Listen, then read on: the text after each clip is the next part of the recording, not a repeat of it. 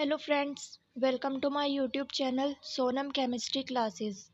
Friends, this is the lecture number 8 of BSc second semester chemistry important question series. तो friends, जैसा कि आप जानते हैं कि मैं आपको काफ़ी दिनों से बीएससी सेकंड सेमेस्टर केमिस्ट्री के जो इम्पोर्टेंट टॉपिक्स हैं आपके एग्ज़ाम के पॉइंट ऑफ व्यू से उन पर लेक्चर्स प्रोवाइड कर रही हूँ। तो पिछले कुछ लेक्चर्स में मैंने आपको unit first that is chemistry of carbohydrate के जो हमारे इम्पोर्टेंट क्वेश्चंस हैं long answer type as well as short and very short answer type question already cover करा दिया है। प्रीवियस लेक्चर में मैंने आपको इम्पोर्टेंट एमसीक्यूज़ कवर कराए थे। आज के लेक्चर में भी हम कुछ और इम्पोर्टेंट एमसीक्यूज़ यूनिट फर्स्ट के कवर करेंगे। ये जो हमारे लेक्चर हैं ये दोनों टाइप के स्टूडेंट हिंदी या फिर हिंदी इंग्लिश मीडियम स्टूडेंट के लिए बेनिफिशियल हैं। Now without wasting our time let's start our lecture. पहला क्वेश्चन है हमारा, if monosaccharide contains an aldehyde group it is known as.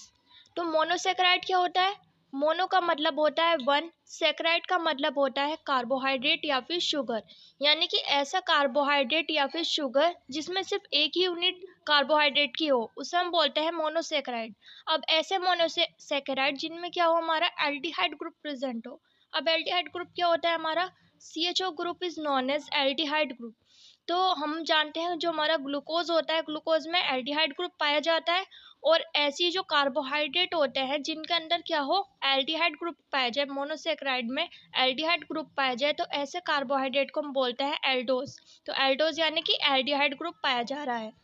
Second question है हमारा, मेडिकली ग्लूकोज मीन्स। तो मेडिकली ग्लूकोज क्या होता है? हम जानते हैं जो ग्लूकोज होता है ग्लूकोज का सॉल्यूशन हम यूज़ करते हैं मेडिकल यूज़ के लिए। ग्लूकोज का सॉल्यूशन यूज़ किया जाता है किसी भी पेशेंट को एनर्जी प्रोवाइड करने के लिए कि उनकी बॉडी क्या करे, एनर्जी सोर्स की तरह ग्लूकोज का सॉल्यूशन काम करता है। तो यहाँ पर हम कौन सा ग्लूकोज यूज़ करेंगे, क्योंकि हम जानते हैं ग्लूकोज के भी हमारे क्या होते हैं कई सारे आइसोमर होते हैं। अब यहाँ पे डी ग्लूकोज और एल ग्लूकोज तो होता ही, ये क्या होता है आपस में एनोशियोमर्स होते हैं, यानी कि एक टाइप के आइसोमर होते हैं। लेकिन जो हम मेडिकली यूज़ करते हैं वो कौन सा ग्लूकोज होता है? वो होता है हमारा डी ग्लूकोज। डी ग्लूकोज यानी कि जिसमें हमारा क्या हो डी कॉन्फ़िगरेशन पाई जाती है। तो ये मैंने आपको जो पहला लेक्चर प्रोवाइड किया था मैंने इस यूनिट पर उसमें मैंने आपको ये बता दिया था कि डी ग्लूकोज क्या होता है। आप वहाँ से जाकर वो वीडियोज़ प्लेलिस्ट में जाकर वो वीडियोज़ देख सकते हैं। नेक्स्ट क्वेश्चन है हमारा, L glucose is an enantiomer of D galactose, D glucose, D electrons and D option is L galactose. तो यहाँ पर हमें बताना है कि जो एल ग्लूकोज होता है उसका एनेंशियोमर कौन सा है इन चारों में से। तो पहला मैं एक बार मैं आपको बता देती हूँ कि एनेंशियोमर क्या होता है। Let's take an example. क्या लिया है? टेट्राहेड्रल टाइप का कंपाउंड लिया है। तो आप यहाँ पे देख रहे हैं कि टेट्राहेड्रल टाइप का कंपाउंड है। तो यहाँ पे क्या है ए बी सी डी चार हमारे क्या है, इसमें चार एटम्स हम कंसिडर कर लेते हैं। अब यहाँ पर मैंने क्या लगाया है, एक मिरर लगाया है। अब मिरर में क्या होगी, इस कंपाउंड की मिरर इमेज फॉर्म होगी। हम जानते हैं कि जो मिरर इमेज होती है वो जो हमारी रियल इमेज होती है उसका क्या होती है, अपोजिट होती है। अगर यहाँ पर मैंने ए लिया है, यहाँ पर देख लीजिए आपके यहाँ पे बी सी डी इस साइड है। जब इसकी मिरर इमेज फॉर्म होगी तो यहाँ पर बी इस साइड आएगा, सी यहाँ आएगा और डी इस यहाँ पर आएगा। तो ये क्या है हमारी इसकी मिरर इमेज है। इसी तरह जो हमारे एनेंशियोमर होता है, एनेंशियोमर भी क्या होता है, ऐसे कंपाउंड्स का ग्रुप होता है, ऐसे कंपाउंड्स होते हैं उनका क्या होता है जोड़ा होता है जिनमें क्या हो कि वो एक दूसरे की मिरर इमेज हो। अब अगर आप क्या करें, इस वाले कंपाउंड को इस वाले कंपाउंड पे सुपर इम्पोज करने की कोशिश करें। सुपर इम्पोज क्या होता है कि अब हम क्या करें, इस कंपाउंड को इसके ऊपर रखें, बिल्कुल ऊपर रखेंगे तो क्या होगा, डी बी के ऊपर आएगा, सी सी के ऊपर रहेगा, लेकिन बी हमारे क्या हो जाएगा, डी के ऊपर आ जाएगा। तो यानी कि हमें सेम कॉन्फ़िगरेशन नहीं मिल रही है। यहाँ पे बी बी के ऊपर होता, सी सी के ऊपर है होता और बी बी के ऊपर होता। तो हम कहते हैं कि सुपर इम्पोजिशन यहाँ पर हो रहा है, लेकिन यहाँ पे सुपर इम्पोजिशन नहीं मिल रहा है। तो इस बात का मतलब ये है कि यहाँ पर ये जो हमारे एटम्स हैं, यहाँ पर ये जो कॉन्फ़िगरेशन है वो इसके ऊपर बिल्कुल ऊपर सुपर इम्पोज नहीं हो पाएगी। जैसे अगर हम बात करें अपने दोनों हैंड की, दोनों हाथ की, तो हम जानते हैं कि एक हाथ हमारा दूसरे हाथ का क्या होता है, मिरर इमेज होता है। लेकिन अगर हम क्या करें, एक हाथ के ऊपर अपना दूसरा हाथ रखें, तो वहां पर हमारी क्या होगी, सुपर इम्पोजिशन नहीं होगी, कुछ ना कुछ डिफरेंस आ जाएगा दोनों के बीच में। और हम क्या कहेंगे कि इनमें क्या है, सुपर इम्पोजिशन हमारी नहीं है। तो एनेंशियोमर भी क्या होते हैं, ऐसे ही हमारे कंपाउंड्स होते हैं जिनमें क्या हो, वो एक दूसरे के मिरर इमेज हो, लेकिन उनके ऊपर उनमें क्या हो, सुपर इम्पोजिशन ना हो। तो जो एल ग्लूकोज होता है, एल ग्लूकोज डी ग्लूकोज का एनेंशियोमर होता है। तो आप स्क्रीन पर इमेज देख सकते हैं कि कैसे ये एक दूसरे की मिरर इमेज है। नेक्स्ट क्वेश्चन है हमारा, a carbohydrate that can not be hydrolysed to simpler forms is called. Option है हमारे, polysaccharide, trisaccharide, disaccharide, and D is monosaccharide. तो यहाँ पर कहने का मतलब ये है कि हम ऐसे कार्बोहाइड्रेट हमें बताना है जिनका अगर हम हाइड्रोलिसिस करें तो वो और सिंपलर फॉर्म में नहीं टूटे। अगर हम बात करें डाइसेकेराइड की, सुक्रोज की, तो सुक्रोज में क्या होता है, जब हम सुक्रोज को पानी में घोलते हैं तो वो किस में टूट जाता है, ग्लूकोज और फ्रक्टोज के मिक्सचर में टूट जाता है। लेकिन अगर हम ग्लूकोज को पानी में घोलें तो ग्लूकोज तो नहीं टूटेगा, किसमें, सिंपलर फॉर्म ऑफ कार्बोहाइड्रेट में, वो क्या है, एक टाइप का मोनोसेक्राइड होता है। तो मोनोसेक्राइड अपनी सिंपलर फॉर्म में हाइड्रोलिसिस करने पर नहीं टूटते। नेक्स्ट क्वेश्चन है हमारा, cane sugar on hydrolysis gives. तो कैन शुगर क्या होती है हमारी, जो भी मैंने आपको एग्जांपल बताया, सुक्रोज। और सुक्रोज क्या, हमारी जो टेबल शुगर होती है, जो हम जनरली यूज करते हैं घर में, चीनी, अगर हम उसे पानी में घोलेंगे तो वो किस में टूट जाएगा, ग्लूकोज और फ्रक्टोज में टूट जाएगा।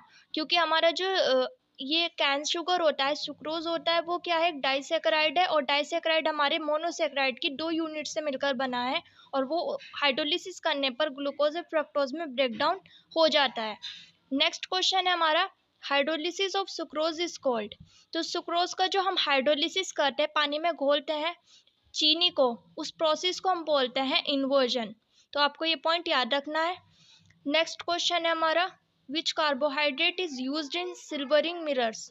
तो सिल्वरिंग मिरर्स का मतलब क्या होता है, हम जानते हैं जो हमारे मिरर्स होते हैं, मिरर के ऊपर क्या होती है, एक हमारी ऐसी परत होती है जिसमें हमारी रिफ्लेक्शन दिखती है। वो क्या होती है, सिल्वर सिल्वर टाइप की हमारी जो मेटल है उससे मिलकर हमारी वो बनी है। तो इन मिरर को पर ऐसी जो परत बनाने के लिए हम किस कार्बोहाइड्रेट का यूज करते हैं, ग्लूकोज का यूज किया जाता है मिरर को ऊपर सिल्वरिंग करने के लिए, या फिर जो वो रेफ्लेक्टिव जो हमारी परत होती है जिसमें हमारा रेफ्लेक्शन बन रहा है, उस परत को बनाने के लिए हम ग्लूकोज का यूज करते हैं।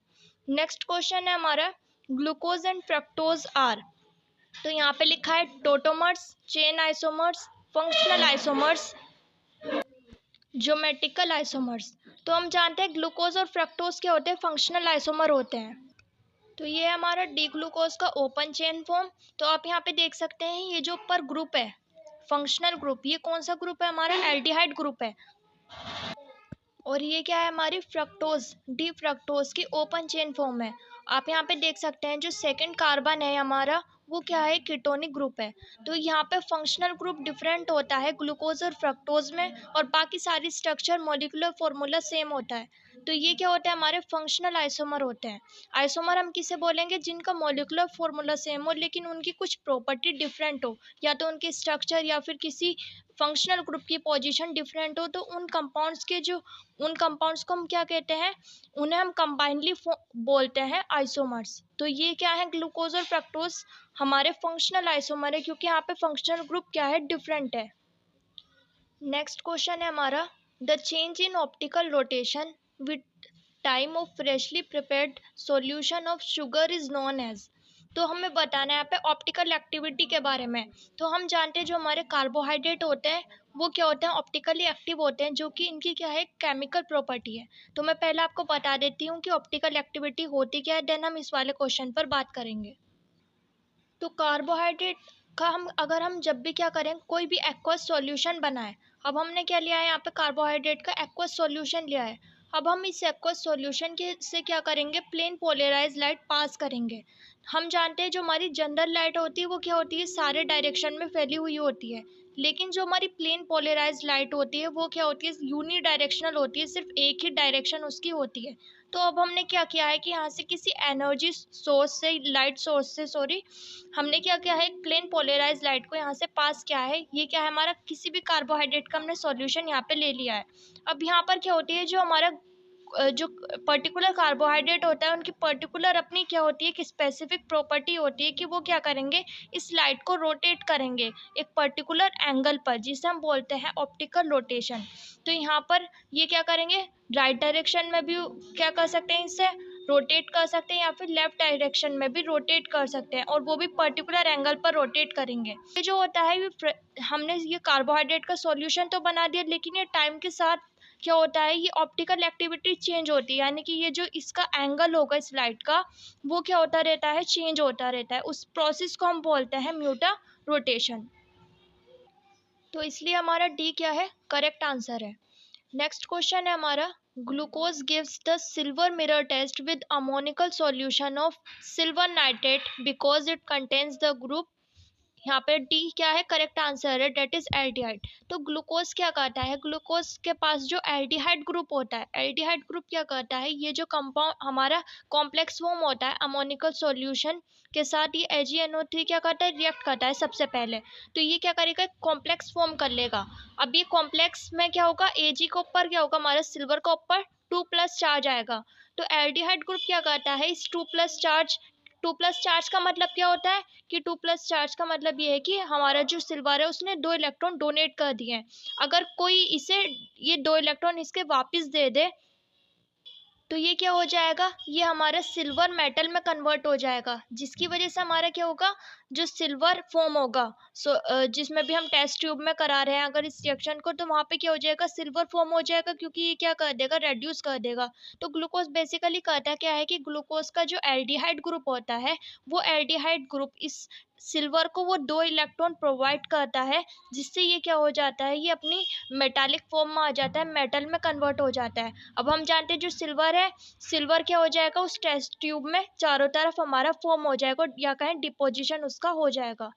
तो फ्रेंड्स, ये होते हैं हमारे यूनिट फर्स्ट के कुछ इम्पोर्टेंट MCQs क्वेश्चन, जो आपके एग्जाम में आने के चांसेस काफ़ी आए हैं। तो नेक्स्ट लेक्चर में हम जो हमारी सेकंड सेमेस्टर केमिस्ट्री की जो यूनिट फर्स्ट है, केमिस्ट्री ऑफ कार्बोहाइड्रेट के कुछ important very short answer type questions cover करेंगे। तो आप मुझे कमेंट सेक्शन में लिखकर बता दीजिए कि आपके एग्ज़ाम सब्जेक्टिव पैटर्न में होंगे या फिर ऑब्जेक्टिव पैटर्न में होंगे, ताकि मैं और स्पेसिफिक वीडियोस बना सकूं। तो friends, that's all for today. तो अगर आपको ये वीडियो पसंद आई है तो please like this video, share this video with your friends too, subscribe to my channel, and thanks for watching this video. Have a nice day.